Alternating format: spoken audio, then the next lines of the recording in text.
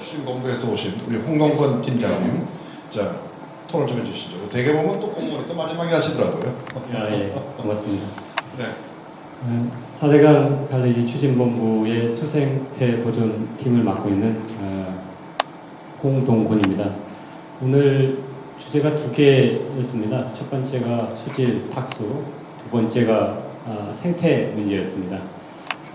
제가 앞에 주제 발표하신 분들에 대한 내용을 토론을 하는 게 맞지만 지적하시거나 아니면 코멘트 하신 분야가 너무 넓어가지고 그 토론보다는 지금 4대강 사업이 어떤 이유로 되고 있고 그 다음에 아직도 논란이 많기 때문에 오해도 상당히 많습니다. 그래서 그런 거를 간단하게 먼저 설명을 드리고 그 다음에 첫 번째 주제, 두 번째 주제에 대해서 코멘트를 하도록 하겠습니다.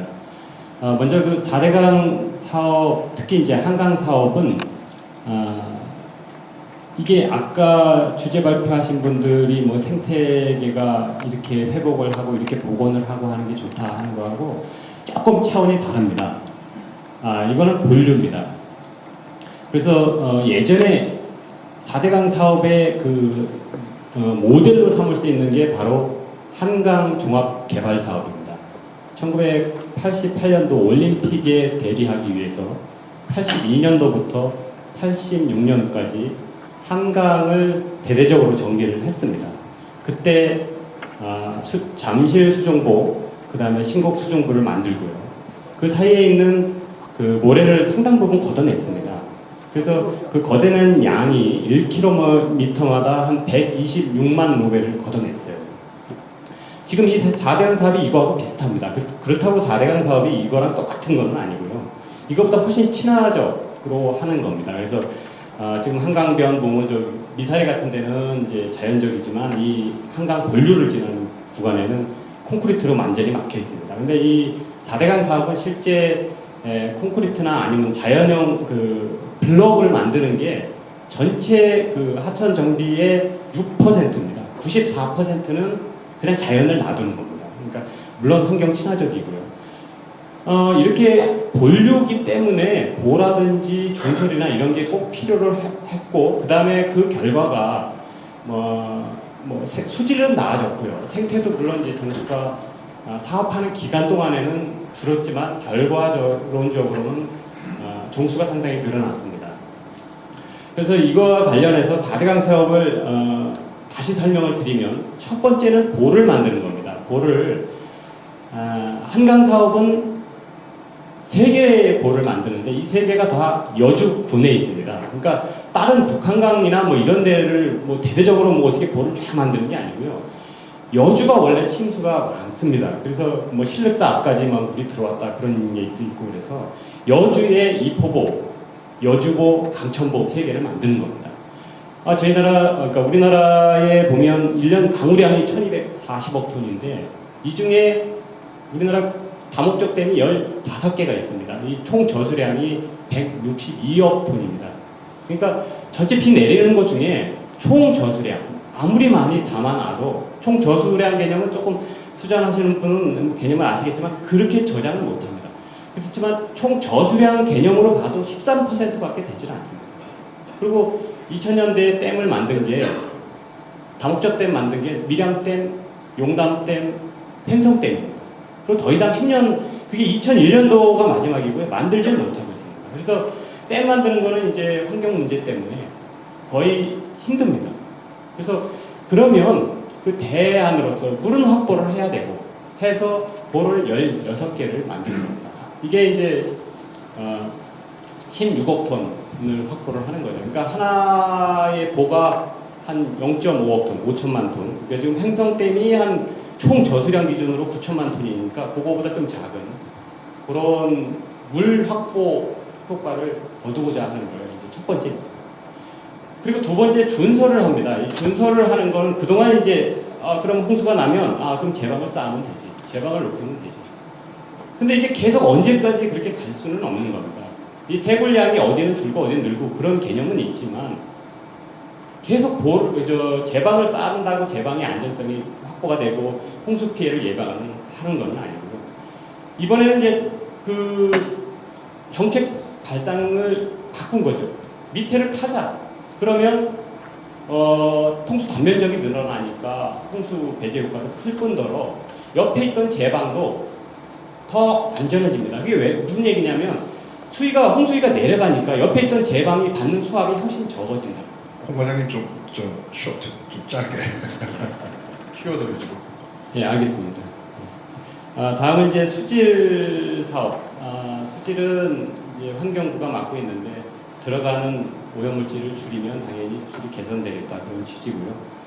그 다음에 잘 모르시는 게 이제 생태하천이라 그래서 22.2조 원 중에 3.1조 원이라는 돈을 저희가 4대강 사업에 하고 있습니다. 이게 뭐 단순 토목이다 이런 오해가 있는데 꼭 그렇지 않다는 걸 말씀을 드리도록 하겠습니다. 그러면 이제 주제 발표 두 가지 주제 하나하나씩 이제 간단하게 제가 시간을 뭐 10분 정도 생각해가지고 50분, 한 48분이나 9분까지 마치겠습니다. 첫 번째 수질 문제인데 수질은 이 사업이 다 끝나면 수질이 좋아질 거냐 말 거냐 뭐 이런 논란이 있는데 저희들이 정책 판단 기준으로 삼는 거는 수질에 대해서는 모델링이라는 게 있습니다. 이게 학교에서도 환경공학 하는 사람들이 모델을 많이 돌려봅니다. 컬트라든지 뭐 와스코나. 가장 신뢰성이 있는 모델을 돌리는 기관은 저희는 이제 국립환경과학원이라고 본 거고요. 거기 분들이 총 동원이 돼서 4개월 동안 모든 데이터를 다 놓고서 해보니까 결과가 좋아진 거로 나왔고 그거를 근거로 그런 대책이 차질 없이 되면 4대강 사업이 끝나면 수질이 개선될 거라고 저희는 판단을 하고 있습니다. 두 번째 수질과 관련해서 탁수 문제가 있습니다. 사업이 끝날 이후가 아니라 사업 기간 동안 탁수가 일어나지 않겠느냐. 이게 생태계나 아니면 취수 문제에 영향을 줄 수 있지 않느냐. 뭐 이런 지적이 있습니다. 물론 그런 우려가 틀린 게 아닙니다. 그런 우려가 있고요. 다만 이제 저희들은 각종 대책을 마련을 하고 있다는 말씀을 드립니다. 대표적인 게 저희들 167대의 그 흡입 준설선을 수중 준설을 합니다. 전체 준설량의 한 20% 정도를 차지하는데 흡입 준설하면 아무래도 그냥 포크레인으로 퍼내는 것보다는 탁수 발생이 적다는 게 이제 상식이고요. 그리고 이중 오탁 방지막이라든지 아니면 육상 준설을 할 때는 이제 가채절, 가물막이 말아서 하기 때문에 그런 영향이 크지 않을 거로 봅니다. 그리고 물론 이제 비 올 때, 홍수 때 나오는 탁수에 비해서는 탁수 그 양이 적고요. 다음 이제 생태 문제는 예측 모델이 없습니다. 그래서 이거는 저희들 장담을 못합니다. 다만 한강 사례라든지 폐하강 사례, 좋아진 사례가 있으니까 저희가 이렇게 수질하고 또 밀접한 관련이 있고 그렇기 때문에 환경 친화적으로 하면 나아질 거라고 그냥 예측을 저희들이 하는 것뿐이지 이거 확실한 과학적 근거를 가지고 얘기하기는 좀 힘든 부분이라는 말씀을 드리고요.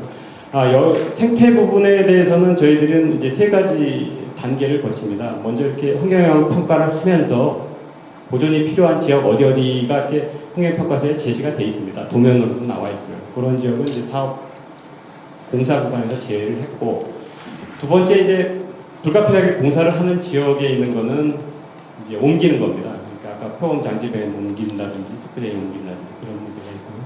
그렇게 하는 걸 지금 하고 있고, 마지막으로 이제 복원입니다. 단양 스프레이 아까 얘기 나왔지만 작년부터 서식지역 보존기간 지정된 데에서 보니까 복원을 5군데에서 다 성공을 했습니다. 5군데 지금 단양 스프레이가 잘 자라고 있습니다. 그래서 복원 그뿐만이 아니라 이제 어류 복원도 하고, 어류 복원을 한다고 그게 잘 되는 거냐 이런 비판은 있지만 이것도 나름대로 하나의 큰 의미가 있다고 생각을 합니다. 마지막으로 저희들이 이제 급하게 하다 보니까 의견 수렴이나 아니면은 비판을 제대로 못 받아들이는 그런 지적이 많이 있는데, 저희는 그 세 가지 관점으로 봅니다. 첫 번째는 저희 4대강 본부 내에 이제 참여해 주시는 그 위원님들이 많이 계십니다. 이분들 시간이 좀 많이 되시라는데 비판을 많이 그분들 외에도 비판을 많이 받도록 노력을 하겠습니다. 예.